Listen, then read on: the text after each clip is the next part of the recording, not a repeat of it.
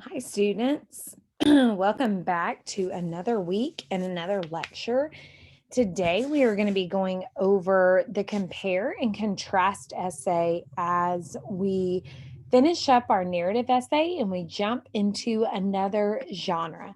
I want to start by showing you this great informational video, and then we're going to take a look at the handout together. One of the most common types of academic essay you'll have to write is the comparison contrast essay, where you'll be asked to talk about the similarities and differences of two subjects. Now, it probably won't be as easy as comparing two cities. You'll probably have to compare something like two theories or two characters in two totally different novels. The most important thing to remember with comparison is to avoid the obvious. If you have two subjects that are very similar, of course, it's easy to focus on similarities, but it's probably more interesting to try to focus on the differences. Now, before we talk about the essay structure, it's important to mention that you should probably watch the video on basic essay structure first, okay? So the comparison contrast essay introduction is basically the same as the other essays we've discussed. The hook will engage the reader and introduce both subjects, which is very important. The background will give any essential information that the reader needs to understand the main point of the essay. And then the thesis statement will focus the comparison for the reader. Now, I'll mention something about thesis statements in a moment. The main difference between the comparison contrast essay and the other essays that we've discussed is that you have options with this kind of essay. There are really two different options that you can choose from. The first one is what we call the block method, which means you have two body paragraphs that are organized in this fashion. You can have a similarities differences essay, which means you have one paragraph that is entirely focused on the similarities between these two subjects, and one paragraph that is entirely focused on the differences between the two subjects, making sure that each paragraph has a clear topic sentence. Another form of the block essay is what you might call a subject-to-subject essay, which in one paragraph gives all the information about one subject. In the next paragraph, it focuses entirely on subject B. Okay, so that's one option. The second option, and in my opinion, the slightly more interesting of the two, is what we call the point-by-point comparison contrast essay, where instead of focusing only on similarities and differences, you choose two or more points of comparison. Now, if, for example, you were comparing two restaurants, certain points that you could use to compare them would be atmosphere, menu, service, and so on. So in the point-by-point body, each paragraph focuses on one point, either with the similarities or the differences. So for example, in that essay about restaurants, paragraph 1 would focus entirely on the atmosphere of both restaurants. Paragraph 2 could focus entirely on the service at both of those restaurants and how they are similar or different.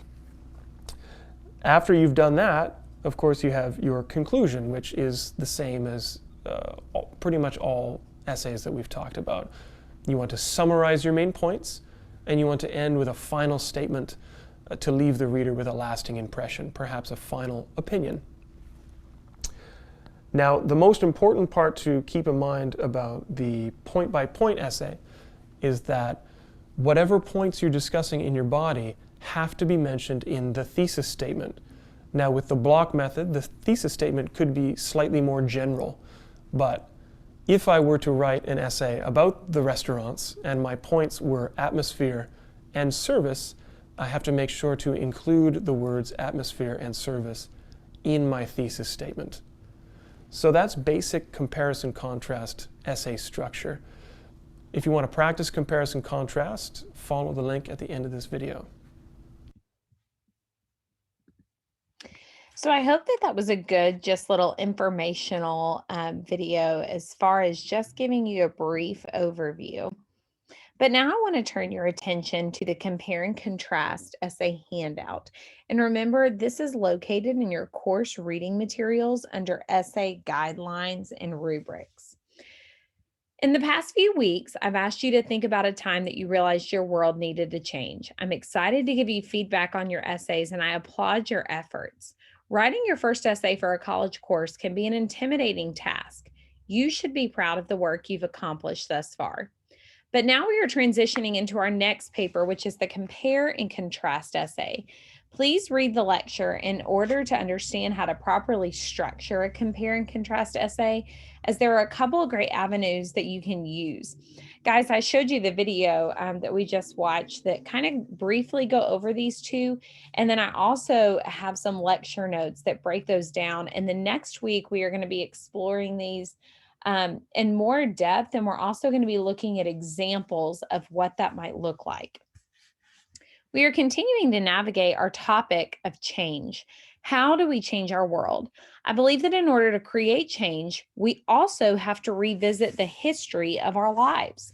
For this essay, I'm asking you to compare and contrast the political regime of the United States today as to the one 50 years ago. There are so many different aspects of history that you can use to focus your essay. Perhaps you want to compare and contrast the presidents, or perhaps you want to address social injustice. This gives you a lot of freedom, but along with that freedom, you must stay organized in how you structure this essay. Guys, I'm not going to require you to stick to that 50 years. If you would like to compare and contrast 20 years, if you would like to compare and contrast 100 years, whatever you choose to do is fine, but that needs to be included in your introduction and thesis statement so that I know what points you are comparing. We're going to be working together and discussing our ideas, creating outlines, and drafting once more. I look forward to continuing the writing process with you all. Here are your basic requirements for this essay.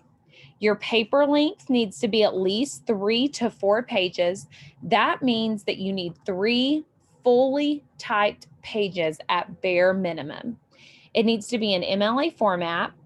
It needs to be in Times New Roman, academic writing, which includes third person perspective, no first person, as you were able to use in the first essay, and a clear, organized structure for compare and contrast. What I mean by third person perspective, I addressed this in the notes and lecture this week. Please make sure that you scroll to the end of your lecture notes to watch some supplemental videos and read some examples of that. And then as far as an organized structure for your compare and contrast, I should clearly see that you use the block method, or what else we also call it the subject by subject method, or the point by point method, where you addressed 2 or more topics as he discussed in the video that we just watched. And I also break down in my lecture notes. One thing that I really want you to keep in mind about the compare and contrast essay is the essay needs to be so much more than just simply saying the United States was different 50 years ago versus today. You need to pick a very clear and concise topic. So, for example, let's say that you are addressing women's rights. It's not enough to simply say that women's rights have changed. Your thesis needs to show why that point of comparison is so important. So, for example, if you're comparing women's rights from 70 years ago to today, your thesis may sound something like women's rights 50 years ago versus women's rights today have dramatically changed, thus showing that women have been able to gain better health care, places in their workforce, and are able to have diversified roles in their house and outside of their home. This cross comparison shows that women have made great accomplishments over the last 70 years, but we still have a lot of room to grow. What that does is it shows the years that you're comparing, it shows the topics that you're comparing, but it also gives this greater idea that answers the question of so what? It's not enough just to say, oh, restaurant A is different than restaurant C. You need to explain why that matters. That's where your thesis is so pivotal and so crucial in this essay. I hope that this lecture has been helpful. And I hope that next week, as we begin looking at organizational patterns and breaking down how we construct this essay, you'll feel even more confident as you begin drafting and creating your ideas. Have a great week.